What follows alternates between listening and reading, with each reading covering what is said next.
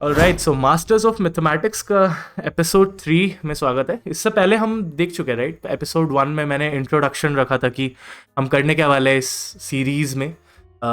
And introduction के बाद हमने जो सेकंड लेक्चर लिया था उसमें हमने कुछ यूक्लिड से पहले की बातचीत की थी, क्योंकि यूक्लिड जो है वो सबसे पहले इम्पॉर्टेंट मैथमेटिशियंस में से एक माने जाते हैं। ठीक है, तो जैसा कि आप देख पा रहे हो यहाँ पे दो इमेजेस है, और जनरली मैं यहाँ सिर्फ मैथमेटिशियंस की फोटो रखता था, बट आज सिंस हम एक ही मैथमेटिशियन की बात करेंगे जो कि हैं यूक्लिड ऑफ कोर्स। एंड ये उनकी टेक्स्ट बुक तो नहीं होती थी उस टाइम पे, तो पपायरस पे लिखा करते थे। ये बातें मैं कर चुका हूँ सब सेकेंड लेक्चर में, बट वो उन्हें बुक कहा करते थे। तो उनकी जो सबसे लाइक लेजेंडरी क्रिएशन है, क्रिएशन स्लैश कंपाइलेशन कह सकते हैं, इट वॉज एलिमेंट्स। ठीक है, तो आज उस पर डिस्कशन करने वाले हैं of course. End of course Euclid तो है ही। तो यूक्लिड के एलिमेंट्स पे इस डिस्कशन को शुरू करने से पहले थोड़ा सा यूक्लिड के बारे में जान लेंगे ना, तो थोड़ा सा अच्छा रहेगा। आई थिंक स्टोरी लाइन जो है बढ़िया चल रही होगी। तो let's start the discussion on Euclid and हल्का सा उनके एलिमेंट्स की तरफ ट्रांसलेशन करेंगे हम धीरे धीरे। तो सबसे पहली चीज तो Euclid is the goat of ancient times कह सकते हैं। जैसे गोट आजकल ये टर्म चलता है ना, एंशियंट टाइम में तो है, बट सम विल आर्ग्यू कि इनका जो ये वर्क है एलिमेंट्स, ये सिर्फ क्लासिकल टाइम में नहीं है, ये ऑल टाइम का one of the best text है। और मैं इसको साबित भी करने की कोशिश करूंगा, ये जो हम बोल रहे हैं, ये जो क्लेम है। देन यूक्लिड के बारे में हम बहुत ज़्यादा नहीं जानते। आप बोलोगे ये क्या बात हुई, यहाँ पे फोटो तो दिखाई दे रही है यहाँ पे तो मैं पहले ही बता देता हूँ कि ये यूक्लिड का इमेज नहीं है। उस टाइम पे इमेजेस हुआ ही नहीं करते थे जिस टाइम की हम बात कर रहे हैं। यूक्लिड जो है उनका जन्म जो है वो अराउंड वही 300 BCE के आसपास के एरा में है ना। पाइथागोरस और थेल्स की, जिनकी हमने सेकेंड लेक्चर में बात की थी, उनके बाद आते हैं ये। ठीक है, तो वो प्री यूक्लिडियन थे, अब यूक्लिड का ज़माना आ रहा है। तो ये जो इमेजेस है ना इस टाइप की, आप इवन एनसीईआरटी में भी आपने शायद ये इमेज देखा होगा, उसमें शायद कलर्ड नहीं होगा, वेल देख लेना ना। 9th क्लास की एनसीईआरटी में है आई थिंक, मैं गलत हो सकता हूँ इसमें, कौन से क्लास में है, बट एनसीईआरटी में ज़रूर है। तो ये जो इमेज है ना, ऐसा लगता है कि यूक्लिड ऐसे दिखते होंगे, बट उस जमाने के सारे ही लोग इस टाइप के कुछ दिखा करते थे रफली। तो हम ज़्यादा नहीं जानते हैं इनके बारे में। हम बस इतना जानते हैं कि जब अलेक्जेंडर ने इजिप्ट में इजिप्ट में रूल अपना शुरू किया था, इजिप्ट कॉन्कर किया था ना, अलेक्जेंडर द ग्रेट की बात कर रहा हूँ मैं। तो अलेक्जेंड्रिया में एक लाइब्रेरी थी, जैसे लाइब्रेरी ऑफ अलेक्जेंड्रिया नाम दिया जाता है। वो बहुत मेजर लाइब्रेरी थी, जैसे इंडिया में तक्षशिला नालंदा की बात होती थी ना एंशिएंट टाइम्स में, कुछ उसी सेंस में बात हो रही है।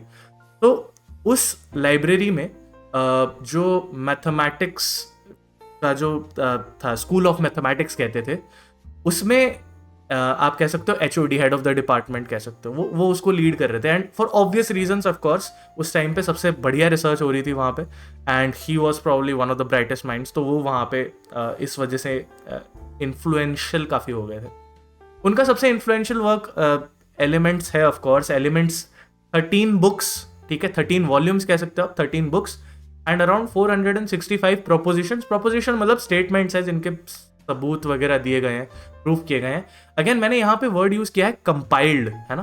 कंपाइल्ड का मतलब है कि सारे रिजल्ट इनके खुद के नहीं है, सारे ओरिजिनल रिजल्ट्स नहीं है, but a majority of them इनके ओरिजिनल रिजल्ट्स हैं।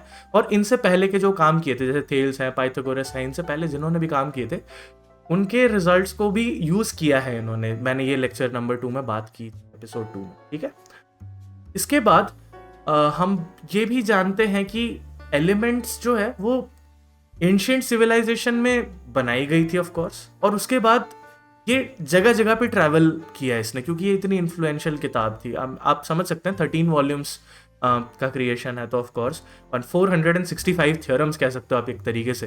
तो that's a really huge work, है ना।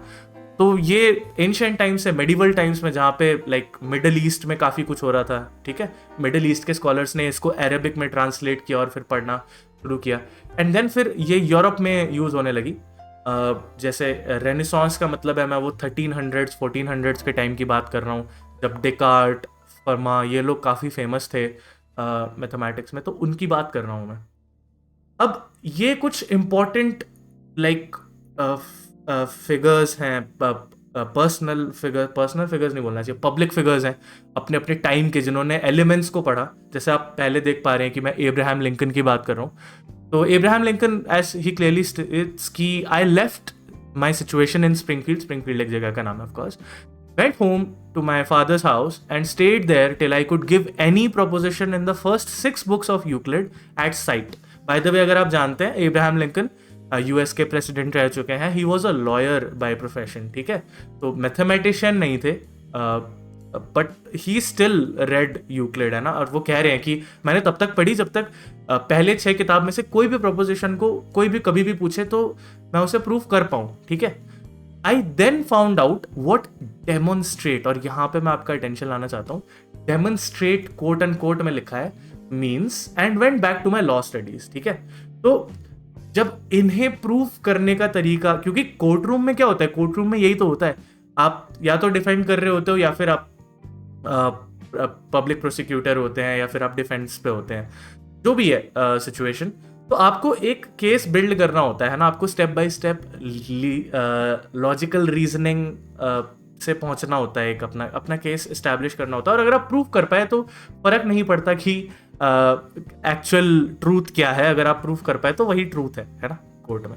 तो अगर एक लॉयर बाय प्रोफेशन ऐसी बातें कर रहा है यूक्लिड के बारे में, तो of course that does hold some value, right.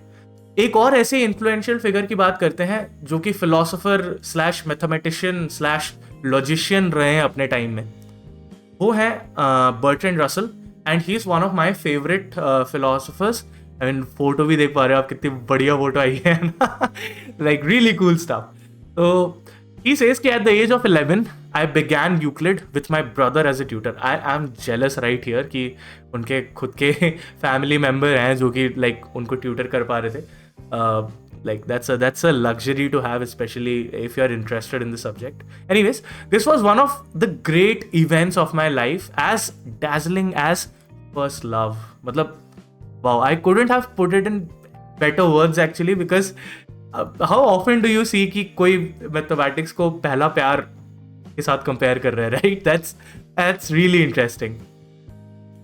एक और इन्फ्लुएंशियल फिगर जिनको लाइक मेरे इंट्रोडक्शन की कोई जरूरत नहीं है, बाय द वे यहाँ पे रसल में एक और एल आएगा, that's a typo by my end. तो एक और इन्फ्लुएंशियल फिगर की बात करते हैं, इन्हें आप डेफिनेटली जानते होंगे, ठीक है, बहुत फेमस फिगर हैं ये है Albert Einstein. Albert Einstein has something to say about Euclid. इससे बेहतरीन केस मैं बना ही नहीं सकता एलिमेंट्स के डिस्कशन के लिए, राइट। तो ही सेज कि if Euclid failed to kindle your youthful enthusiasm, ठीक है, अगर यूक्लिड नहीं कर पाए then you were not born to be a scientific thinker, and that's a really strong statement if you like think about it, कि अगर आपकी curiosity Euclid के एलिमेंट से नहीं आ सकती तो फिर तो मुश्किल है। आप science is probably not the field that you're cut out for. मैं ऐसा बोलना नहीं चाहता, there are no math people, there are not math person, but I mean अगर आइंस्टाइन बोल रहे हैं तो मैं तो लाइक विथ लिमिटेड IQ मैं इस पे कोई डिस्कशन नहीं कर सकता, राइट। आगे बढ़ते हैं, आगे हम बात करते हैं यूक्लिड के तरीके की, द वे ऑफ यूक्लिड, जैसा कि आप टाइटल देख रहे हैं ना, ये मैंने निकाला है, आई डोंट नो, मैंने सोचा था ये title, I am pretty sure कहीं ना कहीं शायद मैंने पढ़ा ही होगा या फिर आई डोंट रियली नो। तो the way of Euclid is pretty simple.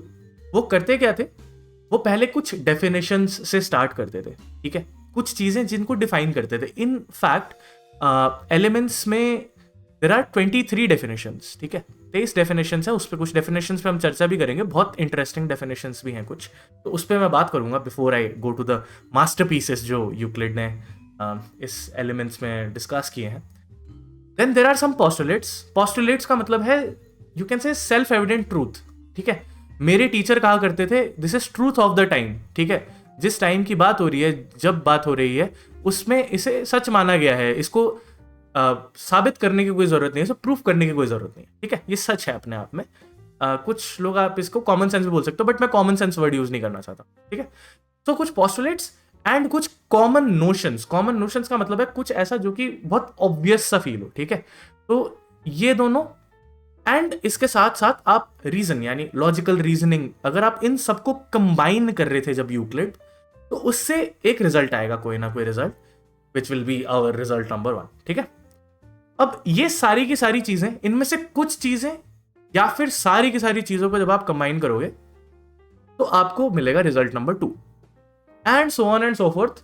Euclid इसी तरीके से उन्होंने डेवलप किया है ये वर्क कि एक रिजल्ट के लिए जो भी नेसेसिटी है वो इससे पहले कवर हो चुकी होगी कहीं ना कहीं, एंड देन उसके बाद आगे का डिस्कशन बढ़ाएंगे। ठीक है, तो ये बहुत ही एक सिस्टमैटिक तरीका है और यही तरीका है एक्चुअली मैथमेटिक्स पढ़ने का। ठीक है, खाली क्वेश्चन सॉल्व करने से मैथमेटिक्स नहीं होता है, आप किसी चीज को साबित कर सकते हो क्या कि नहीं, वो ज्यादा इंपॉर्टेंट है। ठीक है, और मैथमेटिक्स की हिस्ट्री में से कई लोग रहे हैं जो कि पेशे से लॉयर रहे हैं। The very famous one in my mind is Fermat. ठीक है, तो फमा जो थे वो लॉ प्रैक्टिस करते थे एक्चुअली, उनका हॉबी था मैथमेटिक्स, और आप मैथमेटिक्स में इनकी कई सारी थ्योरम्स पढ़ सकते हो एक्चुअली। लाइक बहुत फेमस थ्योरम्स है इनकी, the most famous one being Fermat's last theorem. उसको ये नाम इसीलिए दिया गया है ऑब्वियसली बिकॉज उनके डेथ से पहले उन्होंने इस थ्योरम के बारे में जिक्र किया था। ही सेड कि there is a proof but that's still debatable. ठीक है, आगे बढ़ते हैं। आगे का अगर डिस्कशन किया जाए तो हम कुछ डेफिनेशंस की बात करेंगे। जैसा मैंने बोला था ना कि कुछ डेफिनेशंस ऐसे हैं जो कि बहुत इंटरेस्टिंग तरीका है डिफाइन करने का चीजों को। 23 डेफिनेशंस थे, मैंने बता चुका है, ज्यादातर स्ट्रेट फॉरवर्ड है, बट 2 पर्टिकुलर डेफिनेशन ऐसे हैं जो हम उसे उस तरीके से जनरली नहीं सुनते हैं। ठीक है, तो पहला जो डेफिनेशन है वो है डेफिनेशन नंबर 10, जो कि राइट एंगल्स के बारे में बात करता है। ठीक है, राइट एंगल्स का जो डिस्कशन है और परपेंडिकुलर का जो डिस्कशन है उसकी बातचीत हो रही है यहाँ पे। ठीक है, तो डेफिनेशन नंबर 10 आपके सामने, वो कहते हैं, सिंपल भाषा में अगर मैं कहूं तो एक दो स्ट्रेट लाइंस को यूज करके राइट एंगल कैसे डिस्क्राइब किया जाता है वो है। ध्यान रखिएगा, ये डेफिनेशन इस तरीके से क्यों दिख रहा है, उसका कारण यह है कि मैंने ये लेक्चर नंबर 2 में भी बताया था, डिग्री सिस्टम नहीं था, एंगल्स को मेजर नहीं किया जाता था किसी तरीके से। तो राइट एंगल को डिस्क्राइब करने के हर सिविलाइजेशन में अपने अलग अलग तरीके थे। ये यूक्लिड का तरीका है जो कि बोल रहा है कि when a straight line set up on straight lines makes the adjacent angles equal to one another, each of the equal angles is right and the straight line standing on the other is called a perpendicular। अगर नहीं समझ आई इतनी अंग्रेजी, don't worry, मेरी भी अंग्रेजी कुछ बहुत खास नहीं है। तो इसका डिस्कशन कुछ ऐसा है कि मान लीजिए कि एक स्ट्रेट लाइन है। ठीक है, फिलहाल के लिए आई होप मैंने इनफ स्ट्रेट लाइन बनाया होगा, नहीं इनफ तो नहीं बनाया बट ठीक है, मान लीजिए कि स्ट्रेट लाइन है। अब हम कर क्या रहे हैं कि इसके ऊपर अगर एक स्ट्रेट लाइन कुछ इस तरीके से जा रहा है या इसके ऊपर स्टैंडिंग है इस तरीके से, ये वाली स्ट्रेट लाइन काफी अच्छी है, सो दैट कि जो 2 एडजेसेंट एंगल्स बनेंगे, लेट्स से ये एंगल है अल्फा एंड लेट्स से ये एंगल है बीटा। ठीक है, अगर अल्फा और बीटा बराबर हो जाए तो हम कहते हैं कि ये दोनों ही एंगल्स जो हैं वो राइट एंगल्स हैं। तो इस तरीके से डिस्क्राइब करते हैं यूक्लिड राइट एंगल्स को। इसका डिस्कशन इंपॉर्टेंट है क्योंकि राइट एंगल्स के ऊपर बहुत सारे थ्योरम्स पे बातचीत होती है। ठीक है, तो इस वजह से राइट एंगल्स को मैंने डिफाइन कर दिया। जो नेक्स्ट डेफिनेशन है एलिमेंट्स में वो है डेफिनेशन नंबर 23। ठीक है, जिसमें हम पैरेलल लाइंस का डिस्कशन कर रहे हैं। ठीक है, हमें पता है पैरेलल लाइंस क्या होते हैं, बट यहाँ पे एक अलग तरीके का डिस्कशन है, और वो डिस्कशन क्यों है उस पर भी आऊंगा मैं, मतलब थोड़ा सा डिस्कशन करूँ। पैरेलल लाइंस वो ऐसे बोल रहे हैं कि 2 लाइंस पैरेलल तब होती हैं जब, मतलब एक प्लेन में होनी चाहिए, पहले तो एक ही प्लेन में बात कर रहे हैं, कि अगर आप उसे इनफाइनाइटली प्रोड्यूस करते जा रहे हैं उन 2 लाइंस को, तो वो लाइंस कभी भी एक दूसरे को इंटरसेक्ट नहीं करेंगी। ठीक है, तो उन लाइंस को हम पैरेलल लाइंस बोलते हैं। वही बोल रहे हैं ये कि parallel straight lines which being in the same plane and being produced indefinitely in both directions do not meet one another in either of the direction. ठीक है, तो किसी भी डायरेक्शन में वो एक दूसरे से ना मिले। ये पैरेलल लाइंस का बेसिक डिस्कशन भी है, बट अगर आपने थोड़ा बहुत मैथमेटिक्स मॉडर्न डे का पढ़ा हो, इवन क्लास 11-12 का पढ़ा हो, तो पैरेलल लाइंस को डिस्कस करने के लिए स्लोप जैसे वर्ड्स यूज किए जाते हैं, इक्विडिस्टेंट जैसे वर्ड्स यूज किए जाते हैं। तो यूक्लिड के डेफिनेशन के अनुसार हम ये कह नहीं सकते कि क्या ये 2 लाइन हर पॉइंट पे इक्विडिस्टेंट होगी। यूक्लिड ऐसा नहीं बोलते। ठीक है, यूक्लिड ऐसा टेक्निकली नहीं बोलते, तो इक्विडिस्टेंट की बात नहीं कर सकते। ऑब्वियस तो लग रहा है बट यूक्लिड नहीं बोलते। और हम मैथ्स में ये जो ऑब्वियस वर्ड है ना, ये बहुत डेंजरस होता है मेरे टीचर ने बताया था किसी दिन मेरे को। तो ऑब्वियस लग रहा है बट ऐसा नहीं है। और स्लोप का कोई बातचीत हो ही नहीं सकता क्योंकि उस टाइम पे ऐसा कोई कॉन्सेप्ट था नहीं एक्चुअली। ठीक है, स्लोप का डिस्कशन बहुत लेट आया है। तो आई होप कि ये दोनों डेफिनेशंस क्लियर होंगे। तो आगे अगर बढ़ूं तो यूक्लिड के 5 पोस्टुलेट्स हैं जिनकी बात करें। पोस्टुलेट्स जैसा कि मैंने कहा ट्रूथ ऑफ द टाइम है, ठीक है। अब मैं यहाँ पे एक थोड़ा सा डिस्क्लेमर दे देता हूँ। मैंने एनसीईआरटी को रेफर नहीं किया है इन पोस्टुलेट्स के लिए, मैंने फॉरेन ऑथर्स को रेफर किया है, तो वो इसे पोस्टुलेट बोल रहे हैं तो मैं मान के चल रहा हूँ कि ये पोस्टुलेट्स हैं। बट आई थिंक, मैं श्योर नहीं हूँ, एनसीईआरटी में शायद अलग पोस्टुलेट्स का यूज किया गया है, मैं श्योर नहीं हूँ, ठीक है। तो don't quote me on this.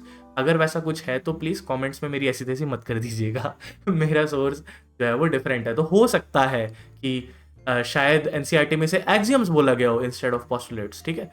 और मैं वर्ड यूज कर रहा हूँ कॉमन नोशन, शायद वैसा कोई डिस्कशन हो ही ना एनसीईआरटी में। तो just a point of disclaimer. तो पहला जो पोस्टुलेट है वो ये है कि इट इज ऑलवेज पॉसिबल, अगर हमारे पास 2 पॉइंट है तो हम उसके बीच में स्ट्रेट लाइन बना सकते हैं, ठीक है। सिंपल सा डिस्कशन है कि अगर 2 पॉइंट है तो आप एक स्ट्रेट लाइन उनके बीच में जरूर बना सकते हैं। बहुत सिंपल सा है और इसको प्रूफ करने की जरूरत नहीं है, बस इतना बोला जा रहा है, ठीक है। तो आई होप ये ओके होगा।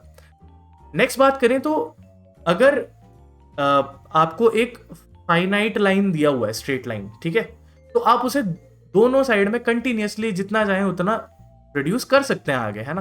तो अगर एक फाइनाइट लाइन है, सपोज ऐसा कुछ है, तो हम इसको आगे भी प्रोड्यूस कर सकते हैं दोनों तरफ, है ना। ऐसे चला दिया और ऐसे चला दिया, ठीक है। ये प्रॉपर तो नहीं बनाया ऑफ कोर्स, बट आपको समझ में आ रहा होगा कि मैं क्या बोल रहा हूँ, है ना। तो ये जो दोनों पहले पोस्टुलेट्स हैं, अगर आप ध्यान से देखें तो हम इसको एक इंस्ट्रूमेंट से कर सकते हैं ना, ज्योमेट्री बॉक्स के एक इंस्ट्रूमेंट से कर सकते हैं, जो कि होता है रूलर, है ना। इनफैक्ट रूलर वर्ड यूज नहीं किया जाता था उस टाइम पे। उस टाइम पे जो वर्ड यूज होता था उसे बोलते हैं स्ट्रेट एज, ठीक है। ऑब्वियसली मैं इंग्लिश वाला वर्ड आपको बता रहा हूँ। रूलर वर्ड यूज नहीं होता था, स्ट्रेट एज वर्ड यूज होता था। इसका जो ग्रीक या लैटिन वर्ड है वो यूज करते थे, ठीक है। तो स्ट्रेट एज मतलब नाम से ही समझ आ रहा है कि एज है यानी कि एक साइड है और वो स्ट्रेट होगा, बस इतना, ठीक है। और जो तीसरा जो पोस्टुलेट है वो कहता है कि अगर आपको सेंटर पता है और आपको रेडियस पता है तो आप एक सर्कल हमेशा बना पाओगे। तो ऑफ कोर्स ये जो पहले 2 थे ये स्ट्रेट एज के डिस्कशन थे, इसलिए इनको स्ट्रेट एज पोस्टुलेट बोला जाता है, P1 और P2। और P3 जो है उसके लिए आपको कंपस की जरूरत होगी, हम कंपस यूज करते हैं, राइट। तो कंपस यूज होता है इसलिए इसको कंपस पोस्टुलेट बोला जाता है। और इसीलिए ये जो पहले 3 पोस्टुलेट्स हैं इनसे जो है हमें स्ट्रेट एज और हमने क्या डिस्कस किया था, स्ट्रेट एज का पोस्टुलेट है पहले 2, एंड इसके अलावा कंपस पोस्टुलेट है, राइट। तो स्ट्रेट एज एंड कंपस को हम इन शॉर्ट यूक्लिडियन टूल्स कहते हैं, ठीक है। तो अगर ऐसा कहीं डिस्कशन हो तो आपको पता होना चाहिए, ठीक है। अब इसके आगे 2 और पोस्टुलेट बच रहे हैं, उन पर डिस्कशन कर लेते हैं। चौथा जो पोस्टुलेट है वो कहता है कि सारे राइट एंगल्स इक्वल होते हैं। ध्यान रखना, ये जितने भी डिस्कशन हो रहा है इस टाइम पे आपके पास कोई डिग्री सिस्टम नहीं है। तो वो जो बोल रहे हैं ना ये ऑब्वियस तो है, हमें पता ही है कि हाँ दोनों 90 डिग्री होते हैं, लेकिन उस टाइम पे वो ये कहना चाह रहे हैं कि अगर आपने एक ऐसा राइट एंगल बनाया है और अगर ऐसा एक राइट एंगल बनाया है तो ये सेम है। ध्यान रखना, कोई नंबर्स एसोसिएटेड नहीं है इनके साथ। तो ऐसा डिस्कशन हो रहा है, मैंने ये क्यों मिटा दिया, ठीक है। तो ऐसा एक डिस्कशन हो रहा है, लेट इट भी, मैं रहने देता हूँ। और बस बेसिकली स्टैंडर्डाइज कर रहे हैं, ठीक है, राइट एंगल्स को स्टैंडर्डाइज किया जा रहा है।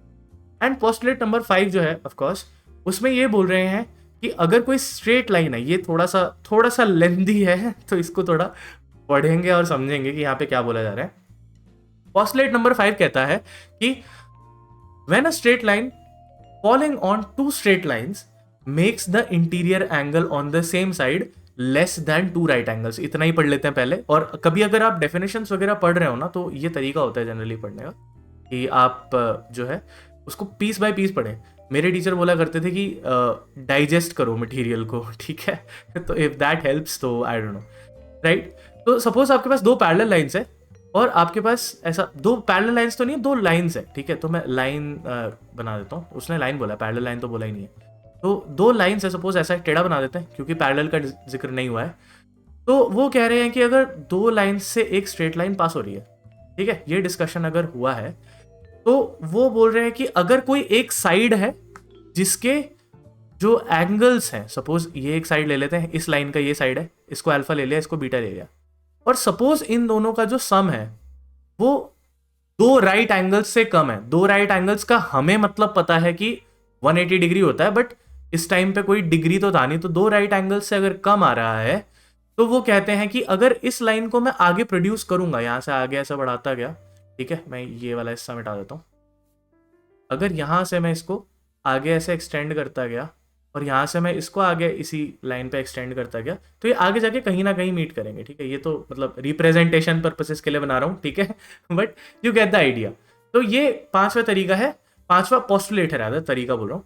तो फिफ्थ पोस्टुलेट है जो कि इंटरसेक्टिंग लाइंस का डिस्कशन करता है। तो इन चीजों को प्रूफ करने की आवश्यकता नहीं है, यूक्लिड ने ये बोला।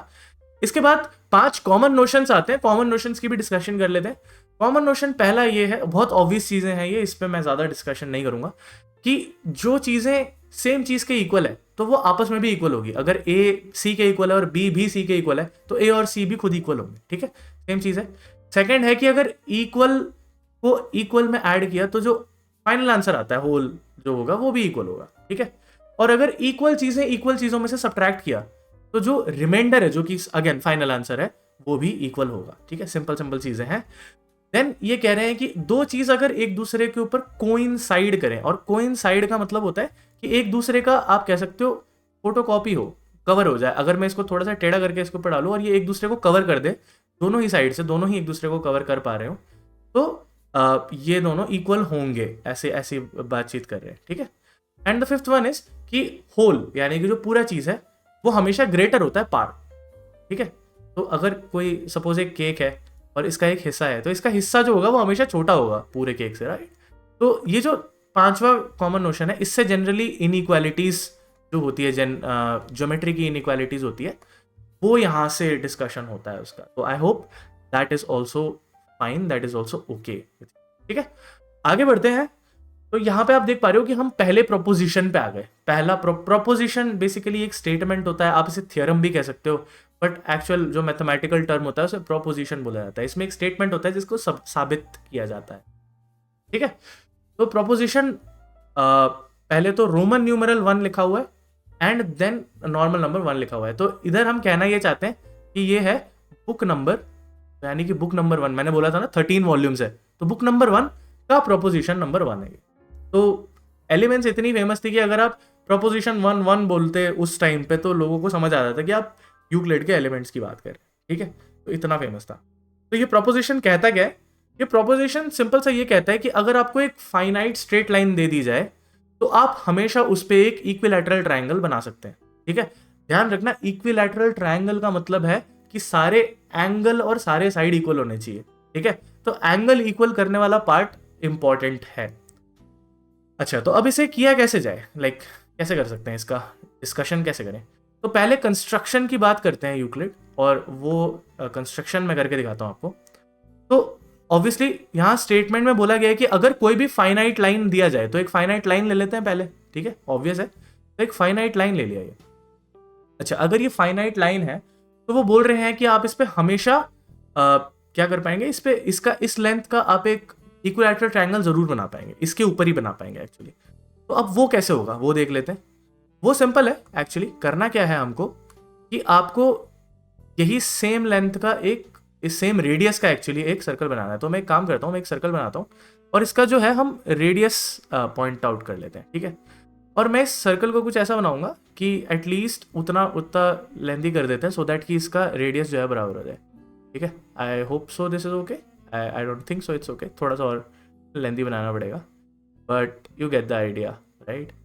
तो सपोज इतना है मान लेते हैं, ठीक है। सपोज ये लाइन इतनी ही है, मैं थोड़ा ज़्यादा ही सपोज कर रहा हूँ, बट आई गेस चल जाएगा इतना, राइट। तो मैं इस वाली लाइन को हटा देता हूँ फिलहाल के लिए, या तो मान लो कि ये वो लाइन है, ओरिजिनल लाइन है फिलहाल के लिए, ठीक है।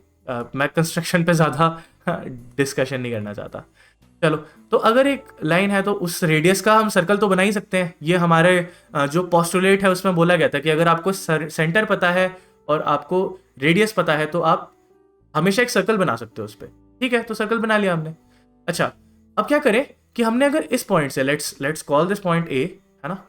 अगर हमने इस पॉइंट से, ये पॉइंट था बी सपोज, तो अगर हमने ए को सेंटर मान के बी रेडियस का सर्कल बनाया तो हम इसका उल्टा भी तो कर ही सकते हैं, है ना। इसका उल्टा कर देते हैं इसका उल्टा किया, उसका मतलब क्या है? उसका मतलब बहुत सिंपल है कि हमने इसी सेम डिस्कशन पे एक और सर्कल बना दिया, ठीक है, ये सर्कल बन गया। और मैं इसको क्या है ना, ऐसा ही बनाऊंगा कि मैं अलग से और एक रेडियस नहीं बना रहा, तो इसका रेडियस हटा भी दूं तो भी कोई दिक्कत नहीं होनी चाहिए। रुक जाओ, ये वाला नहीं हटाना था दूसरा वाला हटाना था, वेट, तो मैं दूसरे वाले का रेडियस हटा देता हूँ, इसका रेडियस मैंने हटा दिया, ठीक है, ये ओके। तो बेसिकली किया क्या, दोबारा रिकैप कर देता हूँ एक बार। ए बी, ये हमारे पास लाइन गिवन था फाइनाइट लेंथ का, ए को सेंटर माना और ए बी को रेडियस मान के एक सर्कल खींचा, सर्कल नंबर 1, ठीक है। वैसे ही सेम बी को सेंटर माना और ए बी को रेडियस लेके सर्कल नंबर 2 मैंने बना दिया, ठीक है। अब हम क्या कर सकते हैं, सिंपल सी बात है, अब हम ये तो कर ही सकते हैं कि ये कर लेते हैं, ए से लेके ये जो इंटरसेक्शन पॉइंट है, मैं इसको फिलहाल के लिए सी बोल देता हूँ, ठीक है। तो मैं इन दोनों को ज्वाइन तो कर ही सकता हूँ ऑफ कोर्स, यहाँ इसको ज्वाइन कर दिया और फिर यहाँ पे इसको ज्वाइन कर दिया, राइट, ये कर ही सकता हूँ। ये थोड़ा ढंग से ज्वाइन नहीं हुआ है, मैं इसको अच्छे से कर देता हूँ। तो ये हमारा ज्वाइन हो गया, राइट। अगर ये हम कर सकते हैं तो अब यूक्लिड क्लेम करते हैं कि ये जो ए बी सी है, ये जो ट्राइंगल है, ये एक इक्विलैटरल ट्राइंगल होगा, ठीक है। अब उन्होंने तो क्लेम कर दिया, बट ऐसे क्लेम करने से थोड़ी होता है, हमें पता है मैथमेटिक्स में प्रूफ की जरूरत होती है, तो ठीक है प्रूफ करते हैं।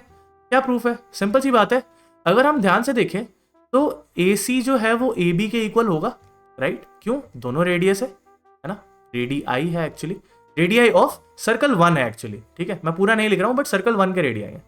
सिमिलरली जो बी सी है वो भी ए बी के इक्वल होगा, और ये रेडियाई है दोनों सर्कल नंबर 2 के, करेक्ट। और ध्यान रखना, हमने अभी अभी एक कॉमन नोशन की बात की थी, अगर दो चीजें सेम चीज के इक्वल है तो वो आपस में भी इक्वल होंगी। तो यहां मैं देयरफॉर लिख सकता हूं कि ए सी जो है वो बी सी के भी इक्वल है, और ये क्या था, ये कॉमन नोशन 1 था एक्चुअली, अगर आपको याद हो। तो इस वजह से मैं कह सकता हूं कि A B C actually is an equilateral triangle. ये हमें बहुत ऑब्वियस लग रहा है, बट आप इमेजिन कीजिए, आज से तकरीबन 3000 साल पुरानी बात कर रहा हूं मैं, उस टाइम पे जब नंबर्स का नॉलेज नहीं होता था, तो this was the discussion that they were having. तो this is one of the, like you can sort of say कि this is one of the genius things that Euclid did. So हमने proof कर दिया है, therefore QED, quod erat demonstrandum, ठीक है, तो proof is complete. चलो, इसके बाद हम आगे का डिस्कशन अगर बढ़ाएं तो हम बात कर सकते हैं कि और भी कुछ इंपॉर्टेंट प्रोपोजिशंस थे। अगेन 465 प्रोपोजिशंस है टोटल एलिमेंट्स में, सबकी डिस्कशन तो नहीं कर सकता, तो कुछ और इंपॉर्टेंट प्रोपोजिशंस मैं आपको दे देता हूं जिनका मैं यूज करूंगा, बट इनका प्रूफ मैं नहीं दे रहा हूं, ठीक है। तो प्रोपोजिशन बुक नंबर 1 का प्रोपोजिशन नंबर 4 जो है वो साइड एंगल साइड कॉन्ग्रुएंस की बात करता है, ठीक है, कि अगर दो ट्राइंगल है जिसमें दो साइड्स और उनके बीच का एंगल सेम हो जाए तो वो दोनों ट्राइंगल्स कॉन्ग्रुएंट हो जाते हैं, ठीक है।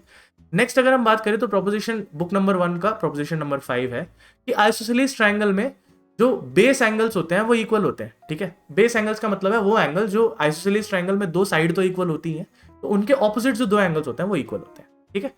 एंड प्रोपोजिशन 1/8 जो है वो बोलता है अगर दो ट्राइंगल्स के सारे साइड्स इक्वल हैं तो उन दो ट्राइंगल्स के सारे एंगल्स भी इक्वली हो जाएंगे, कॉन्ग्रुएंस हो जाएंगे, ठीक है। तो वो दोनों ट्राइंगल्स जो है वो कॉन्ग्रुएंट होंगे बेसिकली। तो अगर आप नोटिस करें तो 1/4 जो है वो SAS है और 1/8 जो है वो SSS है। तो हमें जनरली SSS पहले पढ़ा देता है ना कभी कभी, तो ऐसा है नहीं, SAS को पहले प्रूफ किया गया था और SSS को बाद में प्रूफ किया गया था, इस वजह से ये बाद में, ठीक है। मैंने आपको यूक्लिड का तरीका बताया मैथमेटिक्स करने का, तो उस तरीके से ये बाद में आते हैं। चलिए आगे बढ़ते हैं और प्रोपोजिशन बुक नंबर 1 का प्रोपोजिशन नंबर 11 की बात करते हैं। ये बहुत ही एक इंटरेस्टिंग सा प्रोपोजिशन है और इसका भी हम प्रूफ करेंगे, कोई दिक्कत नहीं है, ठीक है।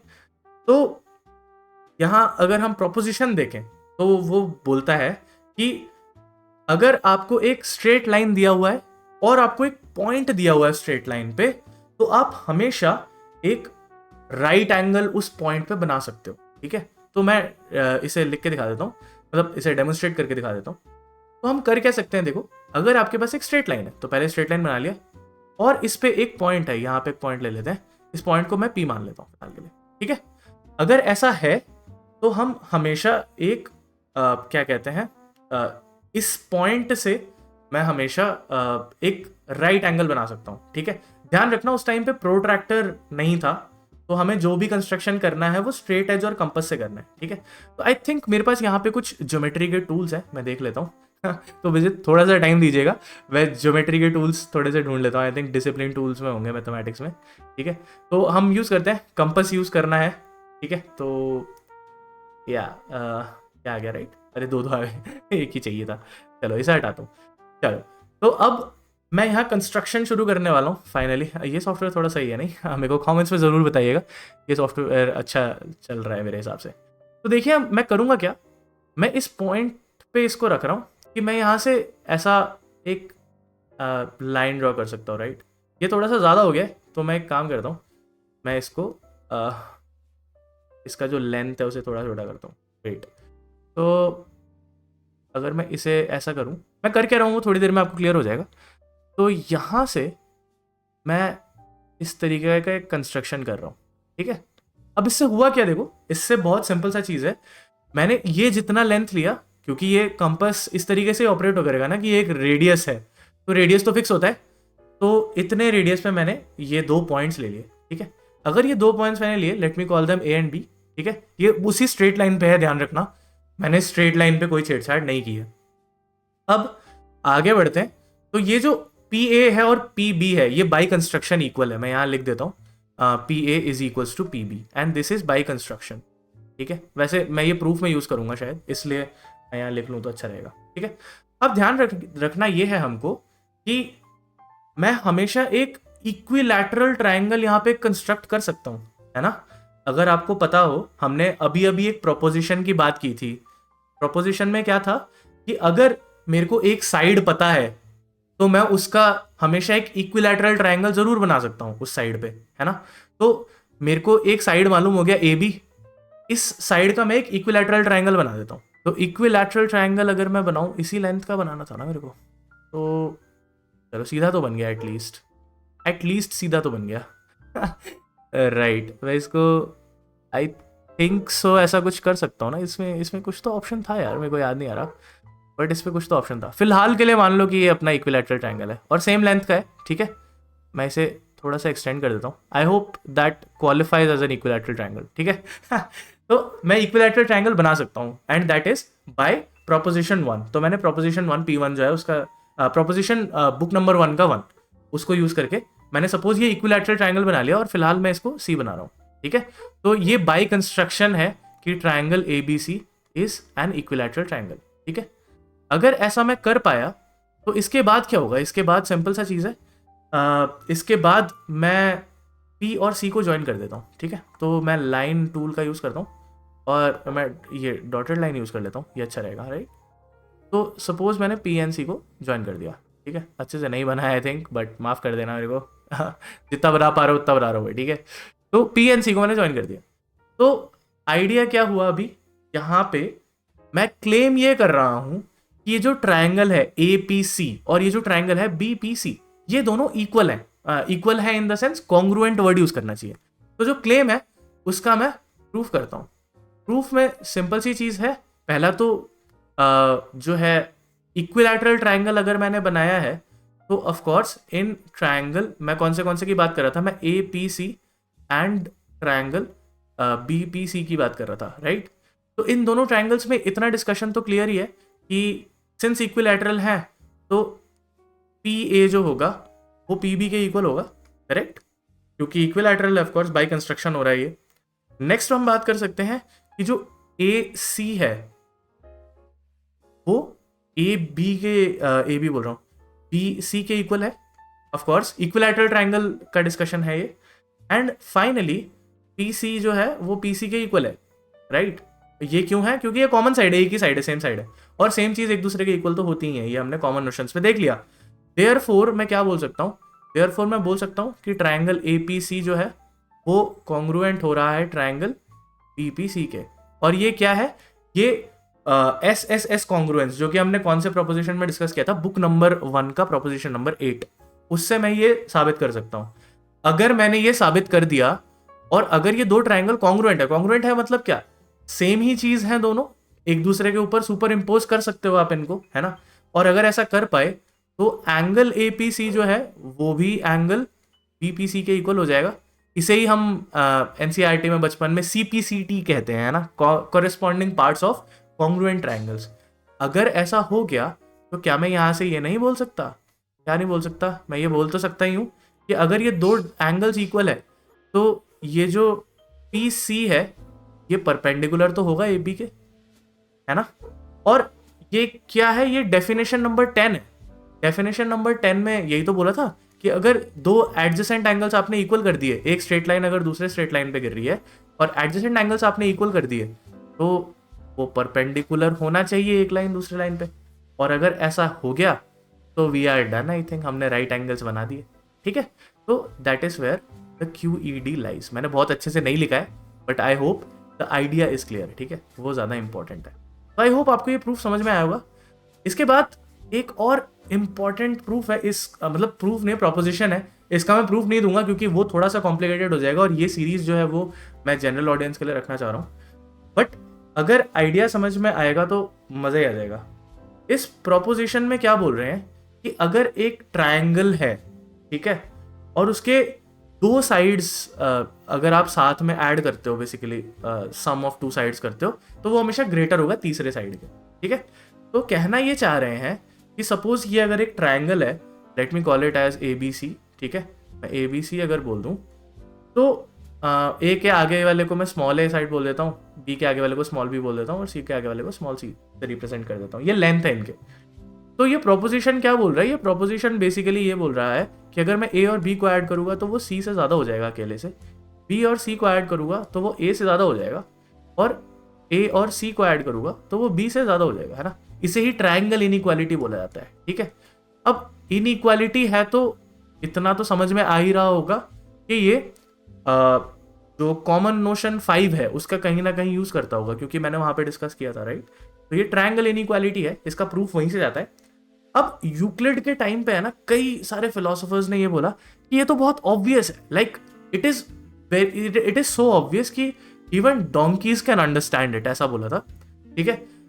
अब द थिंग इज कि ऑब्वियस तो लग ही रहा है, और उनका कहने का मतलब ये था कि अगर सपोज यहाँ पे मैं एक डोंकी को खड़ा कर देता हूँ, ठीक है, मेरे को शायद डोंकी का इमेज यूज कर लेना चाहिए था, वुड बी वेरी नाइस। और सपोज यहाँ उसका फूड रखा हुआ है, तो डोंकी कभी भी ये वाले रास्ते तो जाएगा ही नहीं, है ना। डोंकी को भी पता है कि कैसे रास्ते में जाना है, ये तो बहुत ऑब्वियस चीज है, ऐसा बोल रहे हैं। लेकिन मैंने इस सेशन की शुरुआत में बोला था कि ऑब्वियस जो है वो मैथमेटिक्स का बहुत डेंजरस वर्ड है, और फिर लेटर काफी सेंचुरीज के बाद इस पर बहुत क्रिटिसिज्म हुआ था यूक्लिड का, फिलोसोफर्स ने बहुत क्रिटिसाइज किया था इसको। बट कुछ सेंचुरीज बाद एक फिलोसोफर आते हैं जिनका नाम है प्रोक्लस, ठीक है। और प्रोक्लस कहते हैं कि नहीं नहीं, ये इतना लाइक ऑब्वियस नहीं है जितना हमें लग रहा है, ठीक है। आई नो मैं थोड़ा सा सेशन एक्सटेंड कर दिया मैंने, but please bear with me, I am about to end this session. तो वो कहते हैं कि ग्रांटिंग द थ्योरम, इस थ्योरम की बात हो रही है, प्रोपोजिशन नंबर 20 की बात हो रही है, book number 1। Granting the theorem is evident to sense perception. कहने का मतलब है ये, मतलब हम रोजमर्रा की जिंदगी में इसको सेंस कर सकते हैं, इसको फील कर सकते हैं, बट ये साइंटिफिक थॉट के लिए क्लियर नहीं है। मतलब ऑब्वियस लग रहा है बट साइंटिफिक थॉट के लिए क्लियर नहीं है। Many things have this character, for example that fire warms, ठीक है, आग से गर्मी जो है लगता है ना, तपता है आग बेसिकली। तो वो कहते हैं कि ये क्लियर तो है परसेप्शन से, this is clear to perception, but it is the task of science to find out how it warms. अब आप बोलोगे ये साइंस क्यों बोल रहे हैं, ये मैथ्स क्यों नहीं बोल रहे? उस टाइम पे बेसिक साइंसेस में फिजिक्स, केमिस्ट्री, बायोलॉजी, मैथमेटिक्स, ये सब साथ में चलते थे, ये सब फिलॉसफी के अंडर में आते थे, ठीक है। तो ये जितने भी थिंकर्स थे ना, ये आप जब भी पढ़ोगे इन थिंकर्स के बारे में मैथमेटिक्स की किताब में भी, उनको मैथमेटिशियन कम बोला जाता है, उनको फिलोसोफर ज़्यादा बोला जाता है, ठीक है, ज़्यादातर किताबों में। तो इस वजह से यहाँ पे साइंस लिखा गया है। तो आई होप कि समझ में आया होगा, ठीक है। आज का सेशन आपने एंजॉय किया होगा।